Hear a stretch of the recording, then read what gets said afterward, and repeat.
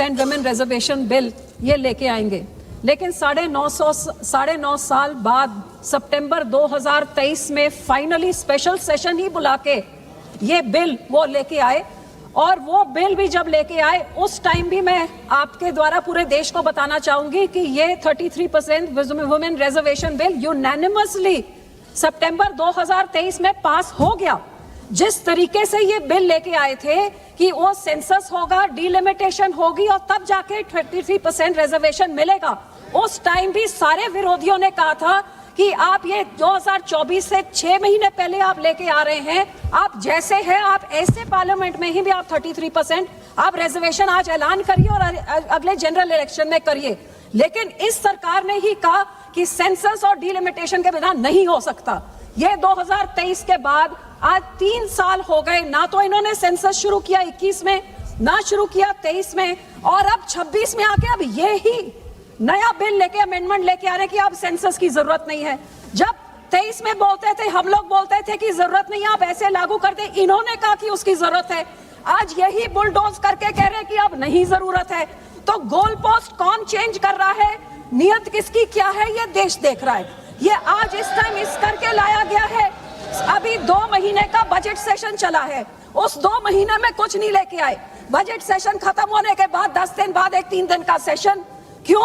क्योंकि 2 राज्यों, बड़े राज्यों में इलेक्शन जहां कुछ ही दिनों में होने वाला है, वो उसमें मसरूफ हैं। तो क्या ये डिलिमिटेशन वुमेन रिजर्वेशन के आड़ में ये लेके आएंगे, या फिर ये कि इनके बड़े एमपीज बहुत बड़ी पार्टियों के नहीं होंगे तो हम ये भी पास कर देंगे। सो मेरे कहने का भाव ये है कि नियत जो आपकी है उसको देश की जनता देख रही है। मैं फिर भी यहाँ पे, क्योंकि रिजर्वेशन बिल जिस तरीके में भी आए हम उसको सपोर्ट करते हैं।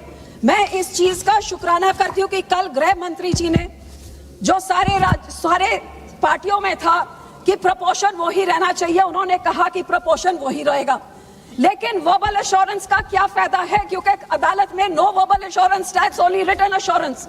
Nowhere in any of the bills does it say that the proportion will remain the same. ये 50% जो इन्होंने इंक्रीज किया है, ये कहाँ से फिगर आया, किससे सलाह मशवरा किया, किससे कंसल्टेशन हुई, और 50% क्यों बढ़ाया जा रहा है? क्या इसलिए बढ़ाया जा रहा है क्योंकि जिस नारी शक्ति और मातृ शक्ति की आप बात करते हैं उसको आप इतना तवज्जो नहीं दे सकते कि यहाँ पे पहले 50% इंक्रीज करें ताकि कोई आदमी की सीट ना हिल जाए और इंक्रीज सीटों से महिला को दे।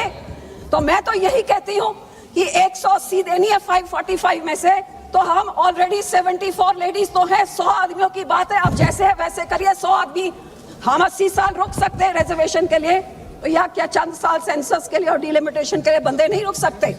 सो मैं यही आपसे आग्रह करूंगी कि उन्होंने आश्वासन दिया, लेकिन आश्वासन तो हम पंजाबियों को मिला था 86 में कि चंडीगढ़ मिल जाएगा। आश्वासन हमें ये मिला था नोटिफिकेशन कि हमारे बंदी से क्रिया किए जाएंगे।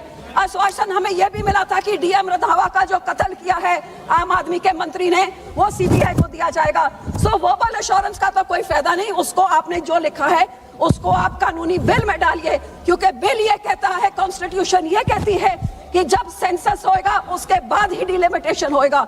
आप ये लेके आना चाहते हैं कि ना तो सेंसस हम बताएंगे कौन सा हो रहा है और डिलिमिटेशन किस हिसाब से होगा, ना वो हम बताएंगे। तो आपका निशाना ये है कि सेंसस आप जो मर्जी कराइए, डिलिमिटेशन आप जब मर्जी कराइए, आप अपने नंबरों के बलबूते पे जैसे आप पिछले समय पे करते रहे, you been bulldozing each and every bill, each and every law, that is what you plan to do. और हम इस विमेन रिजर्वेशन के आड़ में जो डिलिमिटेशन का आप काम कर रहे हैं, इसके हम सख्त खिलाफ हैं और इसका साथ हम नहीं देते। और मैं आपको यही रिक्वेस्ट करूंगी कि जो कुछ आप कर रहे हैं उसको आप बिल में डालिए। कौन सा सेंसस युद्ध होएगा, हाँ हम मानते हैं कि proportion of parliament should increase, but it should be in a transparent manner, not in a manner that divides the nation, not in a manner that disadvantages some nation, because federal democracy means equal representation to all। और ये आपकी नियत क्या है, ये देश की जनता देख रही है। मैं यहाँ पे ये भी कहूंगी कि हर बारी जब भी इलेक्शन आती है तभी औरतों की याद आती है। ये 24 में इलेक्शन थी तो 23 में आ गई। कभी बिहार में कोड ऑफ कंडक्ट लगा है तो महिलाओं के खाते में 10,000 रुपए जा रहे हैं। कभी हमारे राज्य में कहा जाता है 1000 मिलेगा हर महिला को, तो 4 साल निकल जाते हैं, कुछ नहीं मिलता। 6 महीने रिएक्शन मिल जाते हैं, तो एक बार फिर वो बात होती है। कभी कांग्रेस कह देती है घर घर नौकरी मिलेगी। तो ये कब तक ये औरतों को ये कैरेट दिखा के, उनको सपना दिखा के, उनकी वोटों लेके और सारे राज्य में देश में ढिंढोरा पिटा के नारी शक्ति, और नारी को आज 75 साल मिला क्या है? 75 साल के बाद क्या शक्ति मिली है? जैसे ये पार्लियामेंट है वो सबको दिख ही रहा है। और अगली पार्लियामेंट कैसी होगी, ये बिल आपका पास होता नहीं होता, किसके साथ क्या समझौता किया है, वो तो चंद घंटों में सबके सामने आ जाएगा। तो मैं यही कहूंगी कि हम 33% रिजर्वेशन औरतों का हमने सपोर्ट किया, हम फुली सपोर्ट करते हैं। गोल पोस्ट आप चेंज कर रहे हैं, पहले आप वो कानून लेके आए थे, अब उस कानून में बदली आप चाह रहे हैं। आप ही ये 33% रिजर्वेशन लागू नहीं होने दे रहे हैं, और डिलिमिटेशन रिजर्वेशन की आड़ में जो लेके आ रहे हैं, इसके हम सख्त खिलाफ हैं। ट्रांसपेरेंट कानून बनाइए और औरतों का उनका बनता हुआ हक देइए, तभी ये नारी शक्ति मातृशक्ति की बात हो सकती है। नहीं तो ये जुमले, ये हवा में सपने, ये तो कई सदियों से औरतें देख रही हैं, और ऐसे ही कभी वो दिखा दे, कभी आप दिखा दे। औरतें तो जहां थे वहीं ही खड़ी हैं, आदमियों के खिलाफ लड़के हम यहाँ पहुंच रहे हैं।